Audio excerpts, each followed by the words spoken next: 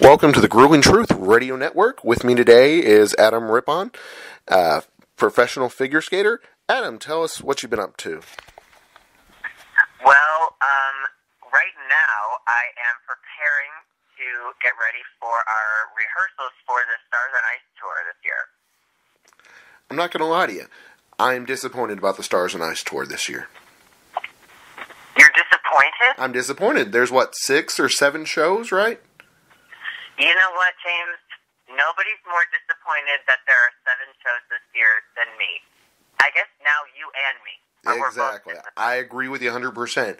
I was going to say the closest one to me is Illinois, so I'm actually considering driving the 5 or 6 hours to go up and see y'all, because it's just so amazing every year. You know what? I recommend that you do that. We will make it worth your while. Excellent. Because I was going to say, I was hoping you would be coming down to either Cincinnati or Columbus or Louisville or Lexington, but yeah, closest is Illinois.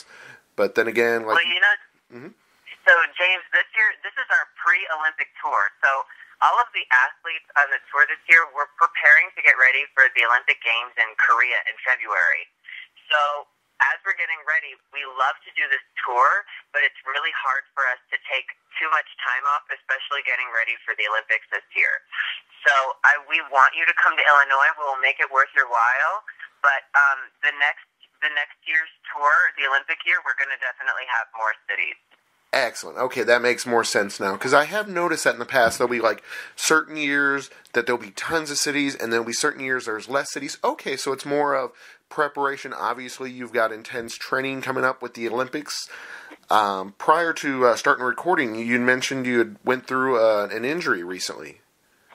Yeah, so in 2016, I won my first national title, and then getting ready for nationals this year, 1 week before I was leaving, I just did a little hop off the ice in my sneakers, and I came down and I heard this little crack, and I broke my foot, and I looked down and I knew that I had done something bad. So I was actually, in a way, very fortunate because I broke it in January, and the Olympics were February this coming year, so I had 365 days, and I'm going to use all of those days to my advantage and do everything I can to be fully prepared. And part of my preparation is, performing for an audience and doing this Stars on Ice tour. So, you're going to see a lot of the athletes. We're all kind of gearing up towards that Olympic year, so we're all in really good shape. We're ready to show our best. So the Stars on Ice basically encompasses current and former Olympians? It does. Our cast is currently a lot of currently skating competitors. Mm-hmm. So you might see a lot of familiar faces at the Olympics next year if you come to the show. But some of our headliners are former Olympic champions from the Sochi Games in 2014, Meryl Davis and Charlie White. Excellent. Yeah, I was going to say, I'm hearing bad news about those two, that unfortunately they're not going to compete again. Well, they're not going to compete again, but you know what? Who can blame them? Their last competition, they were Olympic champions, so they left the amateur ranks on such a high note. But I would say that since they retired, mm-hmm. I think that their skating has only improved because there's less stress, less pressure, and they've really kind of owned being Olympic champions. So getting to watch them perform live, it's a privilege for me, and I think that they really enjoy performing as professionals now. Oh, definitely. I agree with you. I mean, seeing the best in the world perform, I mean, that's what it's all about, going to these type of events. Absolutely. So tell us a little bit about growing up in Pennsylvania. How was that like? Well, you know what? I live in Los Angeles now, and I've got to tell you, the living experience in Los Angeles is a little different than northeastern Pennsylvania. Yeah, let's be honest. I mean, Los Angeles, the year probably is, 2020 out there? And in Pennsylvania, it's, 1996 still? Something like that? Yeah. I would say a little bit. I mean, for me, the part that I love the most about living in California is definitely the weather. When I first moved to California, it kind of felt like that movie Groundhog's Day, where every day was the same and the weather didn't change. Mm-hmm. And I went home one year for Christmas, and it was snowing, and I said, "This is beautiful. This is amazing." And after an hour, I was like, "Okay, it's too cold. I need to go back home to California." So I love where I am, but you know what? Home is where like my family is, and home will always be Pennsylvania. Awesome. Yeah, I agree with you. I mean, just how nice the weather opportunities are out there on the West Coast. Or I've interviewed arena cross people, and they were from like Michigan, and they go down to Florida, Georgia, and just the difference in weather and just being able to get outside and be able to train more often. I'm sure besides the ice skating, you do a wide variety of training techniques. Do you ever do like roller skating or anything else like that to prepare? Well, sometimes I'll roller skate like out by the beach, but it's more like for enjoyment and just like recreationally, not like to cross train. Mm-hmm. But I think one thing that we have such an advantage over so many people like all over the world is that, you know, we have to do so many workouts and we can't do everything on the ice. We need to cross train and, you know, be in the best shape possible by doing so many different things. And having the weather be so nice, we can do all of those exercises outside and a lot of workouts outside, and the added bonus of being in the sun. And it creates such a healthy environment. You want to be active when it's so nice out, and I think it's such an advantage to be training out on the West Coast. Exactly. Yeah, I was going to say, I mean, just such a beautiful part of our country. So you started early with ice skating at age 10. What got you interested? Well, you know what? It was just every year people wanted to go skating. You know, it gets really cold, and they used to flood a baseball stadium, and it would be this huge rink, and everybody would skate outside, and eventually I just kept asking my mom to take me back, and I wanted to keep going skating, and as a 10th birthday present, my birthday is in November, so it's just in the winter time, my mom signed me up for group classes, and to make a long story short, here I am right now talking to you. Excellent. So, have you ever thought about any of the other disciplines in ice skating? I mean, did you ever consider the ice dancing, or is it always you prefer the ice skating? You know, for me, it was always just being a single skater. I loved the challenge of being out there on your own, and I loved doing the jumps and the spins and creating a performance, and I really loved doing it on my own. And I think sometimes I'm so hard on myself that I couldn't imagine adding another person into that mix. So I think it definitely takes a different kind of personality and mentality to work with a partner and work through things together than it does to be a solo competitor. And, you know, it's just you out there, and it's a different ball game. Like, you have to be in check mentally, and nobody's there to kind of calm you down or pump you up. So, you know, for me, I've always been a single skater, and I kind of thrive in that sort of arena. Well, shoot, isn't that a bit of a concern with you only wanting to be a single skater? Well, obviously, you know, shoot, next year after you win the gold medal, you know, you're going to go on Dancing with the Stars, you know, like your predecessors have. You can't dance by yourself on Dancing with the Stars. You're going to have to come up with a way to work with a partner. You know, James, I'm a very workable kind of guy. Cool. And so I feel like I'll be able to make it work, but I'm going to tell you that it's probably going to be such a different dynamic than I'm used to, because, you know, in skating, when you do programs, and I think just like when you do Dancing with the Stars, you know, if I kind of mess up a step or I change something, nobody will notice except for me. Exactly. But I think when you work with a partner, everything needs to be so exact. Mm-hmm. Otherwise, it's going to look off. So if I am dancing with somebody, I think I'm in for a little bit of a rude awakening. But I'm pretty easy to work with. Is that a thing you would consider down the road, doing Dancing with the Stars? Oh yeah, I think I think it's a lot of fun, and I think being on the ice and performing in front of people, it kind of gives you a little bit of like somewhat of an advantage, just the performance aspect. But the dancing is just it's a completely different set of little muscles, and it's a completely different way of thinking because we're so used to what our feet do on the ice that when our skates get taken away, it almost feels like we're kind of naked.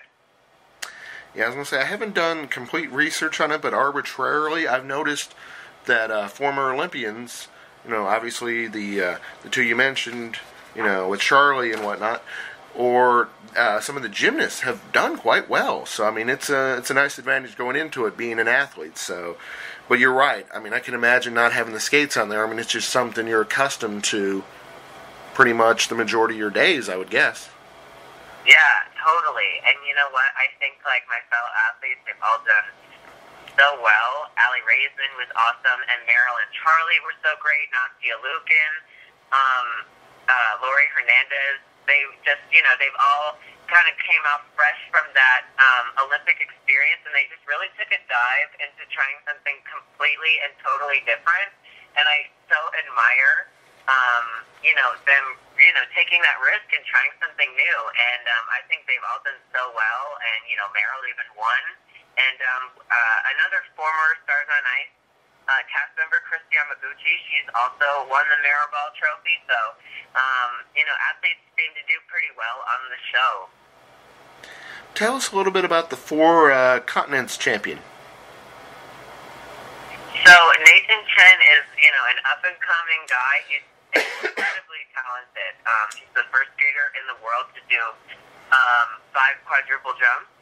And, I was sad to miss nationals this year and not be able to defend my title. But sitting at home and watching Nathan, who I also train with on a daily basis, was amazing and inspiring.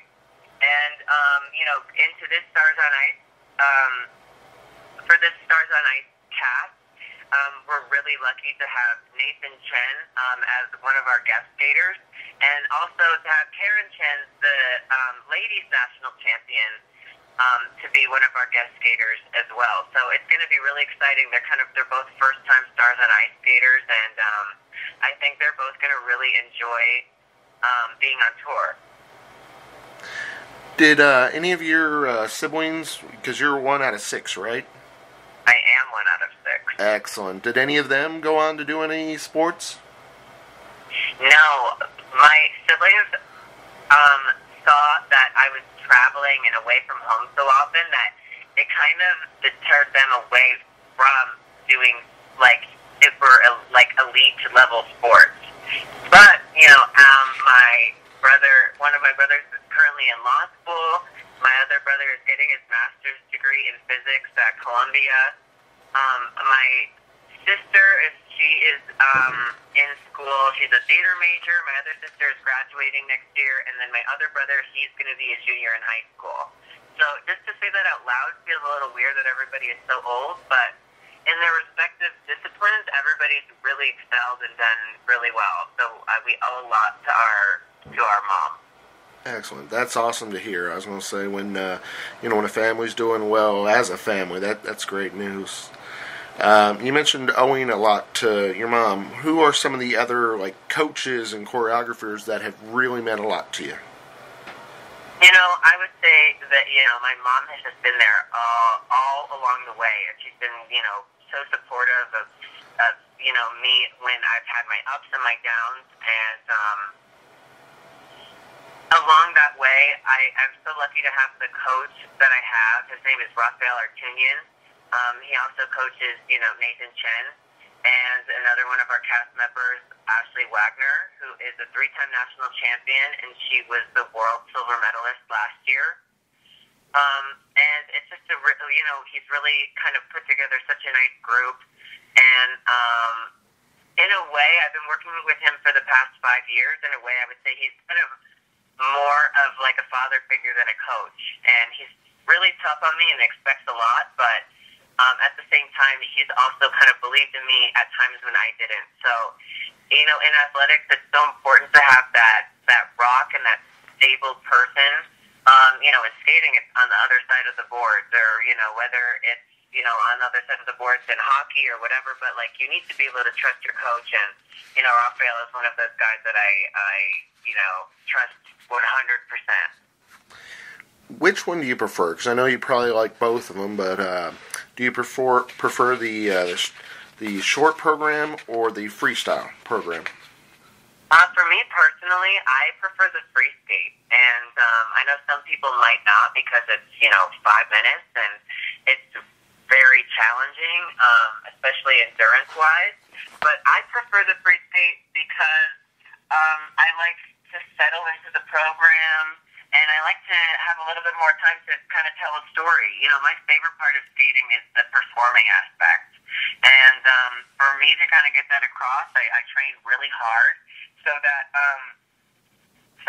I can do the elements effortlessly and it doesn't affect the performance.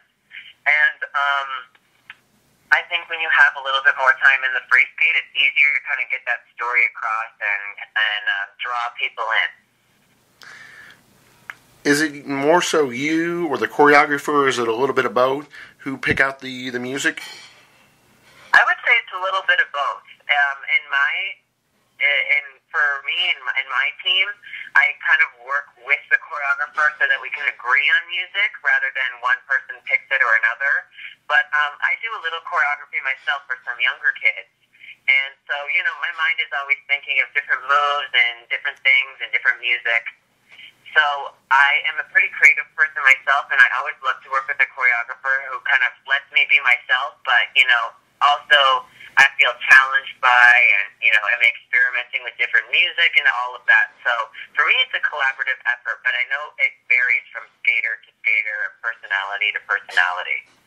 Yeah, because I was looking over your playlist, and you got a lot of Beatles and Queen and Led Zeppelin, so a lot of the classics.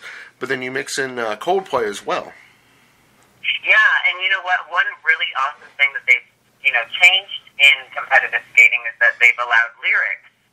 And ever since they did that, I just was so interested in just trying different kinds of music. And I would say one of the coolest moments of my career so far was skating at our World Championships last year in Boston, Massachusetts, to the Beatles. And it was just, awesome, and it was an experience that, not a lot of people before me had, just because they weren't able to skate to those classic bands and those classic songs. And I think it kind of brings a whole new, audience in. You're able to skate to more recent music. I also am somebody who loves classical music, like Chopin and Mozart and Beethoven. But I think it's a lot of fun to kind of skate to something a little bit more modern. I agree. I mean, it's going to open up a much wider fan base. I mean, even if it was just the new music with, out the words. I mean, as long as it's that music, that essence of the song, but it makes it even better with being able to listen to the words as well. Have you ever had any of your people reach out to, say, Paul McCartney or a member of Coldplay and say, hey, you want to come out and see our show since, we dance to your music? I would love that. Actually, I have heard from, family members of Paul McCartney that they said that they watched their performance and they loved that I skated to the Beatles and everything, and I thought that was incredible and that was amazing and something I would have never expected. But my goal is to be at the Olympics, and if I were at the Olympics, I'd be skating to Coldplay, so you never know, maybe I would hear from somebody. Oh, definitely. I can imagine, if they're at home or they're on their tour bus and they're watching the Olympics and they're like, hey, that's kind of cool, one of our songs is in the Olympics. Yeah, I'd imagine. I think it's cool for everybody. Definitely. So it's a win-win. Their song's getting heard more. You're getting to express yourself. It's great. So give us one more pitch about why we need to come out to the Stars on Ice. Just tell us about how. All right. Here it is. Stars on Ice is going to be an amazing show. We have some incredible cast members. We have so many national champions, world medalists, and Olympic champions. We have shows in Fort Myers, in Hershey, Pennsylvania, Chicago, Illinois, San Jose, California, Anaheim, California, Seattle, Washington, and Wenatchee, Washington. So if you can make it out to any of these shows, we would love it. So tweet us or tweet at Stars and Ice. Let us know you're coming. We would love to see you there. This is our final tour before getting ready for the Olympic Games. So if you want to familiarize yourself with some of us before you start seeing us at the Olympics, now would be the best time. We're in some of the best shape of our life, so you're going to see some awesome and amazing performances, and we're going to be working really hard this week in Fort Myers at our rehearsals to put on an awesome show. I almost forgot one more. Any sponsors of yours that you want to plug? You know, shoot anybody that, any of those companies, Wheaties or whatever? No, I think they're all good. Okay, that's cool. Just wanted to throw that out there because I don't know, maybe there's a Wheaties box you're on, or maybe there's a car company or whatever that, you know, hooks you up. No, hopefully soon though. Cool. Sounds good. Like I said, shooting next year when you win the Olympics, who knows? You're right. But maybe we'll be doing this again for Dancing with the Stars. Oh, that would be awesome. Yeah, I'd like to thank you for being on our show, Adam. Oh, thank you, James.